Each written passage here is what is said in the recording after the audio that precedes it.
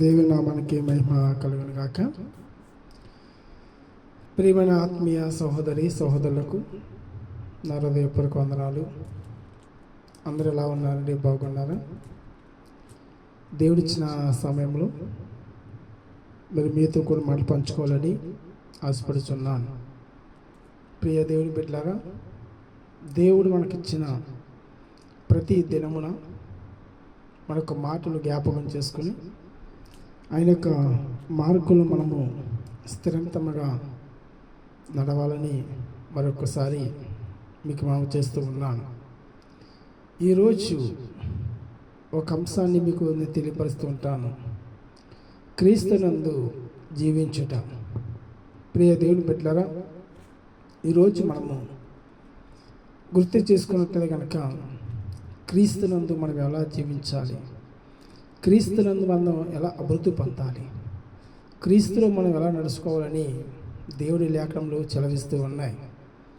మరి ఈరోజు మనందరం కూడా ప్రియ దేవుని బిడ్డలారా, దేవునిలోను ఆయన మార్గంలో మనము జీవించాలన్న మొదటి ఆలోచన ఉండాలంటే కనుక ఆయన యందు మనం ఇప్పుడు కూడా నిలిచి ఉండేవారిగా ఉండాలని దేవుడి లేఖనంలో చెలవిస్తూ ఉన్నాయి. మరి ఈరోజు మన పట్ల దేవుడు ఎంతగానో మనల్ని ప్రేమించి అభివృద్ధి చేసి ప్రతిదీ కావలసిన దేవుడు మన అవసరం తీర్చేవాడు. మరి ఈరోజు మనం ఎలా ఉంటున్నాం ప్రియ దేవుని బిడ్డలారా? ఈరోజు మనం గుర్తుపెట్టుకోవాలి, దేవుని వాక్యాన్ని మర్చిపోకూడదు. చాలామంది విన్న మాటలను వాక్యాన్ని మర్చిపోతూ ఉంటారు అండి. దేవుని మాటలు మనకు గుర్తు ఉండవు, కానీ ఈ లోకాసరమైన మాటలు మాత్రము మన యొక్క హృదయంలో నాటిపోతాయి. అవునా కదా అండి? దేవుని వాక్యం వినాలన్న సమయం ఉండదు, ఆయన మందిరానికి రావాలన్న సమయం ఉండదు, ప్రార్థన చేయాలన్న సమయం ఉండదు. కానీ ఎందుకు సమయం ఉంటుంది అని మనం ఆలోచిస్తే కనుక ఈ లోకంలో ఎందుకు పనికిరాంటి వాటి మాత్రము ఆశపడుతూ ఉంటాం. అవి మాత్రం మనకి బాగా మైండ్లో ఏమైపోతే విపరైపోతూ ఉంటాం. దేవుని బిడ్డలారా, అందుకే దేవుని వాక్యం చెలపిస్తూ ఉంది. ఈరోజు మనం అందరం కూడా ఆయన సన్నిధిలో ఎలా ఉండాలండి? దేవుని యొక్క మార్గంలో, దేవుని యొక్క మార్గ స్థిరంతముగా ఉండాలని దేవుని లేఖనంలో చెలవిస్తున్నాం. చూడండి, ఇక్కడ మనందరికీ తెలిసిన వాక్యాన్ని జ్ఞాపకం చేసుకుందాం. యోహాను గారు భక్తుడి గురించి కూడా మాట్లాడుతున్నప్పుడు యోహాను సువార్త 15వ అధ్యాయము 7వ వచనంలో ఇలా రాయబడి ఉంది. మరి యోహాను గారు మనం చూస్తున్నప్పుడు ప్రియ దేవుని బిడ్డలారా, ఈరోజు అనేక విషయాలు కూడా మనకి రాయబడిన మాటలు ఈ సువార్తలో అనేక మనకి మాటలు కనిపిస్తూ ఉన్నాయి. మరి యోహాను సువార్తలో మనము కొన్ని మాటలు చూస్తున్నప్పుడు మా జీవితంలో అనేక ఆశ్చర్యకరములు కనిపిస్తూ ఉంటాయి. ఎందుకు తెలుసంటే, చాలా విషయాలు కూడా మనము నడవాలి, ఎలా జీవించాలి, ఎలా మాట్లాడాలి అనే సందర్భంలోనూ ఆయనతో మనం ఎలా నడుచుకోవాలని కూడా చక్కటి మాటలు మనకి బైబిల్లో రాయబడి ఉన్నాయి. ప్రతిరోజు మనం వాక్యాన్ని చదువుతూ ఉంటాం. వాక్యాన్ని చదివి అర్థం చేసుకుంటున్నామా, వదిలేస్తామంటే కనుక చాలామంది వాక్యాన్ని చదువుతారు, వాక్యాన్ని వింటారు, అక్కడక్కడ విడిచిపెట్టేస్తారు. అంటే ఆయన ఇంకా మనకి ఏం చేస్తుంటే గుర్తుకు రావు. మనం ఇంకా గుర్తుకు రాకుండా ఏమైపోతుంది, మన మైండ్లో ఏం చేద్దండి, ఆడ సెట్టే కాలే. ఎందుకు దేవుని యొక్క మాటలు ఎందుకు మర్చిపోతున్నాం, ఎందుకు మన ఆలోచనలు రావట్లేదు అనే కారణం ఏంటంటే కనుక అంతకుమించి ఏదైనా మన మైండ్లో ఏదన్నా రన్ అవుతూ ఉంటుందన్నమాట. అవునే కదండి? అందుకోసం మనం ఏం చేయాలంటే ప్రతి విషయంలో కూడా దాని యొక్క మాటలను వాటిని విడిచిపెట్టి వీటిని ఎత్తుకోవాలి. బైబిల్ చదువుతున్నప్పుడు కానీ, వాక్యం వింటున్నప్పుడు కానీ, వాక్యం ధ్యానించినప్పుడు కానీ, వాక్యము దాన్ని విని నవరు వేసుకున్న ప్రతి విషయంలో కూడా మనం ఏం చేయాలండి, వాటిని అందు నమ్మకం కలిగి మనం జీవించేవారుగా ఉండాలి. చూడండి, ఇక్కడ 7వ వచనంలో ఇలా రాయబడుతుంది కదండి, ఏమని? నా యందును మీరును మీ యందు నా మాటలను నిలిచి ఉండిన యెడల మీకేది ఇష్టమో అడిగడి, అది మీకు అనుగ్రహించబడును. దేవునికి స్తోత్రం. ఇక్కడ చాలా చక్కగా దేవుని మాటలు మనకు రాయబడి ఉన్నాయి. ఏమని రాయబడి ఉన్నాయి? అసలు ఏమిటంటే ఎవరంది ఎవరు నిలిచి ఉండాలి అని అంటున్నాడు. యేసు ప్రభు గారు మీరు లోకానికి వచ్చినప్పుడు చాలా చక్కగా ప్రతి ఒక్కరితో ఆయన సావాసం కలిగి, ప్రతి ఒక్కరితోనూ ఆత్మీయత కలిగి నడుచుకుని వ్యక్తులుగా మనం చూస్తాం. ఎందుకంటే నా యందు మీరును మీ యందు నా మాటలు నిలిచి ఉండినట్లా ఏంటి, ఒకరికి ఏం కావాలి? అక్కడ ఐక్యత కావాలి. ఒకరి పట్ల ఒకరు ఏం కావాలి? నా యందు మీరును మీ యందు నా మాటలను. చూడండి ఎంత చక్కని మాట అండి. మీరు నా దగ్గరికి వచ్చారు, నా మాటలు ఎక్కడ ఉండాలి? మీ హృదయంలో ఉండాలి. అప్పుడు ఎప్పుడైతే నిలుస్తున్నాయో అప్పుడు ఏమంటే చెప్పండి, నిలిచి ఉన్న మీకు ఏది ఇష్టమో అడుగుడి, అది మీకు అనుగ్రహించబడును. ఏం నిజంగా మనం ఏమని చెప్పండి, ఏమడితే మనకి ఇష్టం అంటే మనకి చాలా ఉంటాయి. 1, 2, 3, 4 కాదండి, కావాల్సినవి చాలా ఉన్నాయి. అందులో మనం ఏది అడగాలి చెప్పండి? మనకి ఇష్టమైనది ఏది అడగాలంటే కనుక దేవుని యొక్క మాటలు. ఈరోజు మనం వింటున్న ప్రియ దేవుని బిడ్డలారా, ఈ మాటలు మనం గుర్తు చేసుకుని ఆలోచన చేసుకున్నట్లయితే కనుక మనకి ఏది ఇష్టము అంటే కనుక దాన్ని మాత్రం అడగాలి. నిజంగా ఈరోజు యేసు ప్రభు గారు మనకు అన్ని ఇస్తానని చెప్పాడు కదని పనికిరాంటి మాట అడగకూడదు. మనకు అవసరం ఉంది అడగాలి.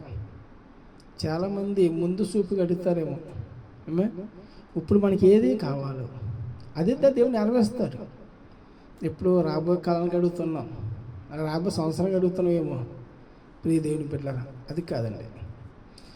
ఏమన్నా నా యందు మీరును మీ యందు నా మాటలు అని మీరు ఎప్పుడైతే నా దగ్గరకు వచ్చారో నేనైతే చెప్పాను నా మాటలు మీ హృదయంలో నిలిచి ఉండాలి. అలా నిలుస్తుండి ఉన్నప్పుడైతే కనుక అని అంటున్నాడు, ప్రియ దేవుని బిడ్డలారా మీకు ఏది ఇష్టం అడుగుడి, మీకు అది అనుగ్రహించబడు. అంటే ప్రార్థన ఒక శక్తి కావాలి. మన ప్రదేశంలో ప్రార్థన ఒక శక్తిని మనము మర్చిపోకూడదు. ప్రార్థన ఒక జీవితం మనకు కావాలి. ప్రార్థనకు ఆలోచన కావాలి. మనం అడగటం అంటే ప్రభు సన్నిధిలో ప్రార్థించాలి. ఆయనతో ఉండాలంటే ఎలా చేయాలండి?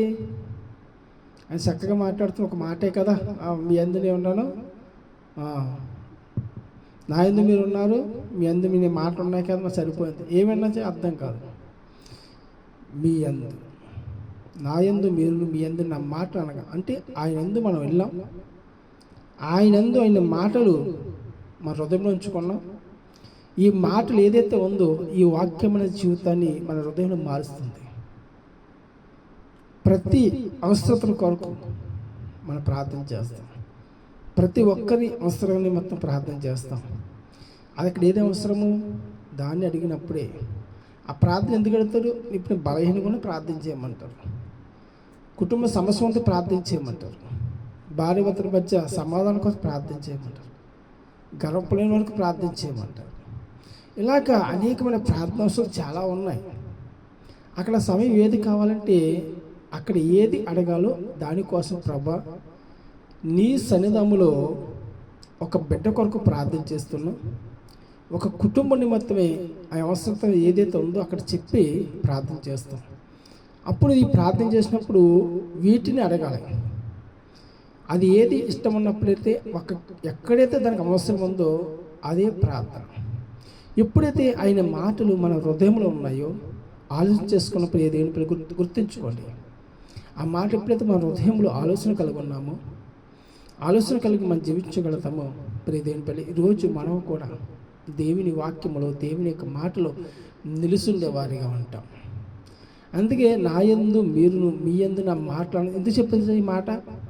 మీరు నాతో స్నేహం ఉంటేనే, నాతో మీరు సహవాసం తెలుసుకుంటేనే నేను చెప్పే ప్రతి మాటలు అనగానే వాక్యము నీ హృదయములు నిలిచి ఉంటాయి. అవి ఉన్న తర్వాత అప్పుడు మనం ఏది అడగాలో మన జీవితం ఒక క్లారిటీ వస్తుంది. ఒక క్లారిటీ అంటే దేన్ని అడగాలి, దేన్ని అడగకూడదు.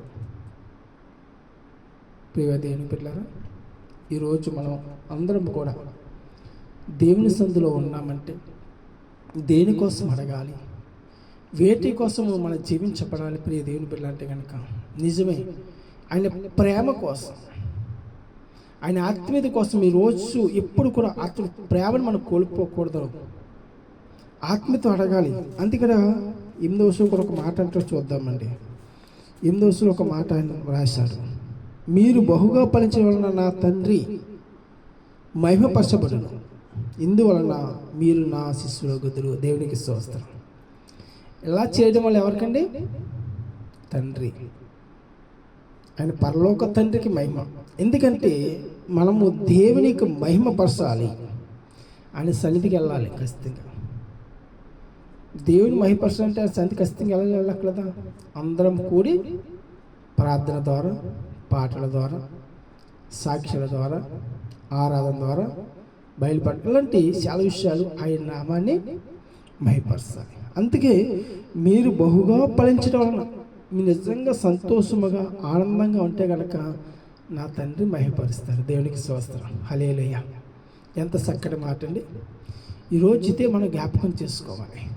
దేవుని వాక్యం అంటుంది, మనం ఎప్పుడైతే మహిమపరచబడ్డా అంటే తండ్రి మహిమపరచబడ్డా, మనం ఎప్పుడైతే దేవుని సందులో ఫలించేవారు ఉన్నాము, ఆ ఫలాన్ని పొందుకున్నాము, అట్లా ఆశీర్వాదం పొందుకున్నాము, ఎవరికైనా మహిమ? దేవునికి మహిమ. అంటే తండ్రికి మహిమపరచబడ్డాడు. అంటే వీళ్ళందరూ కూడా ఏం చేస్తారండి? ఒక శిష్యత్వానికి కలిగి ఉన్నారు. వీరందరూ నా శిశువులు అన్నారు. ప్రియ దేవుని పిల్లలు, ఈరోజు మనందరము ఒక సన్నిధిలో కూడా మనందరం కండి ఆయన శిష్యులమే. ప్రియ దేవుని పిల్లలు, ఆయన ఒక కుటుంబమస్తులుగా మనం ఉన్నాం. ఆయన ఒకటే అన్నారు, 10 పేర్లు చెప్పి మీరు అందరు నా శిశువులు. అలాగే ఇప్పుడు మనము ఆయన సన్నిధిలో ఎప్పుడైతే ప్రియ దేవుని పిల్లరా మీ యందు నా యందును మీరును, మీ యందు నా మాటలు ఎప్పుడైతే ఈ సామర్థ్యం మన మధ్యన కలిగి ఉందో, ఆయనతో కలిగి ఉన్నామో, మనం బహుగా అంటే మనం ఎప్పుడైతే దేవుడు ఆశీర్వదించాడో, మనం ఫలించాము, అభివృద్ధి పొందాము, మన కుటుంబం ఎప్పుడు ఆశించబడిందో, ఇది ఎవరికి మహిమండి? తన తండ్రిని మహిమపరిచినట్లే. అంటే దేవుని మహిమపరచం. అప్పుడు మనందరం కూడా ఒక ఏమొస్తుందండి? ఇందువలన మీరు అందరూ కూడా నా జనులు, నా శిష్యులగుదురు, అనగా మీరు నా బిడ్డలు. ఇలా చాలా విషయాలు కనిపిస్తూ ఉన్నాయి. ప్రియ దేవుని పిల్లరా, ఈరోజు మనము కూడా గుర్తుపెట్టుకొని ఆలోచన చేసుకోవాలి. దేవుని విషయంలో మనం నిలుస్తుందంటే కనుక తండ్రి నన్ను ఎలాగ ప్రేమించునో నేను మిమ్మల్ని అలాగ ప్రేమించేది నా ప్రేమందు నిలిచి ఉండేది. దేవునికి స్తోత్రం అండి. తండ్రి ఎప్పుడన్నా బిడ్డల్ని ప్రేమిస్తారు కదా, ప్రేమించడం నిత్యము ప్రేమిస్తూ ఉంటారు. మనము ఈ లోకపు తల్లిదండ్రులని ఒకసారి జ్ఞాపకం చేసుకుంటే కనుక మన తల్లిదండ్రులు ఆ బిడ్డల్ని ఎంత బాగా ప్రేమిస్తారు. మన బిడ్డలు అంత రీతిగా ప్రేమించేవారిగా ఉంటాం, ఆత్మీయత మనం పొందుకునే వారిగా ఉంటాం. ఇక్కడ అన్నాడు, తండ్రి నన్ను ఎలాగ ప్రేమించును నేను మిమ్మల్ని అలాగనే ప్రేమించాను. బిడ్డల కోసం ఎంత చక్కగా చెప్తున్నారు. ఈరోజు మనము కూడా అటు ప్రేమను, ఆత్మీయతను, బంధనను కలిగి ఉండాలి. మన ప్రతి విషయంలో ఇప్పుడు ఒక శిష్యత్వంగా వచ్చి అంటే ఒక శిశువులగుతూనే దేవుని వాక్యం చదివిస్తుంది.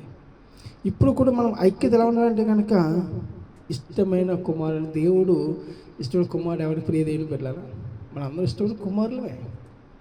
ఆయన అందు విశ్వాసంగా మనం జీవించబడాలి, ఆయనలో ప్రేమ ఉండాలి. ఆయన ఇప్పుడు విడిచిపెట్టలేదు. మనము కూడా ఆయన అందు ప్రేమ కలిగి, ఆత్మీయత కలిగి నడుచుకోవాలి. అందుకే దేవుని వాక్యం అంటుంది, నిత్యము అనుదినము ఆయన మాటలు నీ హృదయంలో ఉంచుకొని ఆలోచన చేసుకుని నువ్వు నడుచుకున్నట్లయితే కనుక తను అన్నాడు, మిమ్మల్ని ఇలాగూ ప్రేమించితిని కనుక ఏమన్నాడు, నా ప్రేమ ఎందు నిలిచి ఉన్నది అని. ఎప్పుడు ఆయన బిడ్డను విడిచిపెట్టలేదు. ఈరోజు మన బిడ్డల మనం విడిచిపెడతామా? విడిచిపెట్టాం. శ్రమ అయినా, బాధ అయినా, కష్టమైన, ఇబ్బంది అయినా మనం ప్రేమిస్తూ ఉంటాం. అందుకే తండ్రి కూడా మనందరూ కూడా ఏం చేశాడు, ప్రేమిస్తున్నాడు. మీరు నా బిడ్డలు, నాలో నా ప్రేమను నిలుస్తుంటారు. అందుకే నా యందును మీరు, మీ యందు నా మాటలు ఎప్పుడైతే మీరు ఉన్నారో జ్ఞాపకం చేసుకున్న వారిగా ఉంటారు. ప్రియ దేవుని బిడ్డలారా, అందుకే దేవుని వాక్యం చదువుతుంది కాబట్టి మనం ఆయన మార్గంలో స్థిరంతముగా మహిమకరంగా ఉన్నంటే కనుక మనం ఆయన ప్రేమను తెలుసుకోవాలి. ఏది ఇష్టమో దాన్ని అడుగుదాం. మనం ఎప్పుడైతే ఫలించమో ఆయన మహిపరచబడతాడు. ప్రియ దేవుని బిడ్డలారా, మనం కూడా ఆయన మాటను, ఆయన వాక్యాన్ని గ్రహించుకొని ఆయన మార్గంలో మనందరం స్థిరంతముగా ఉండాలని ప్రభు పేట మనం చేస్తున్నాను. ప్రియ దేవుని బిడ్డ, ఈ యొక్క మాటలు మన హృదయంలో, మన కుటుంబంలో ఫలింపచేయును గాక. ఆమేన్. ప్రార్థన చేసుకుందాం. పరిశుద్ధుడా, ప్రేమగల తండ్రి, సర్వశక్తిగల దేవానికి వందనములు. నీ కృపలో, నీ ఆత్మలో ప్రభావం ఇచ్చిన సమయం, నీ అవకాశాన్ని బట్టి ఇంతవరకు నీ మాటలు మాతో మీరు మాట్లాడాలని నమ్ముచున్నాం. నీ కృప యందును, నీ ప్రేమ యందును మమ్మల్ని నడిపించిన విధానం బట్టి నీకు స్వస్థం తండ్రి. నీ దయగల హస్తంతో నడిపించిన విధానం బట్టి నీ కొత్త స్వస్థంలో నీ ప్రేమ నిలుచుండే వారుగాను, నీ ఆత్మీయత నడిపించేవారుగాను నీ కృపతో మనం బలపరచండి. నడిపించేంతవరకు నీ విన్న మాటలు ప్రభ. అవునయ్యా, నా యందును మీరు, మీ యందు నా మాటలో నిలుచున్నాను. అదే మాటగా నిలిచి నీ కృప ధన్యత ప్రతిపడించేంతవరకు నీ విన్న మాటను మా యువతను ఫలింపచేసి అభివృద్ధి పొందమని ప్రార్థన చేస్తున్నాను. మీకు ఏది ఇష్టం అడగమన్నాం, అడిగే విధానం మాకు దయచేసి నీ కృపతో బలపరిచి ప్రతి బిడ్డను, ప్రతి కుటుంబాన్ని మీరు జ్ఞాపకం చేసుకోండి. నీ కృపతో బలపరిచిన బిడ్డలకు మంచి ఆరోగ్యము, శక్తిని దయచేసి చేస్తున్న పని పట్ల తోడుగా నడిపించమని, నీ మార్గంలో స్థిరంతంగా బిడ్డ నడిపించే కృప ధన్యత అనుగ్రహించమని మా ప్రియ రక్షకుడైన యేసుక్రీస్తు నామములో ప్రార్థిస్తున్నాము తండ్రి. ఆమేన్. యేసు రక్తమే జయం, ప్రభు యేసు రక్తమే జయం, ప్రభు యేసు నామ సంపూర్ణము కలుగును గాక.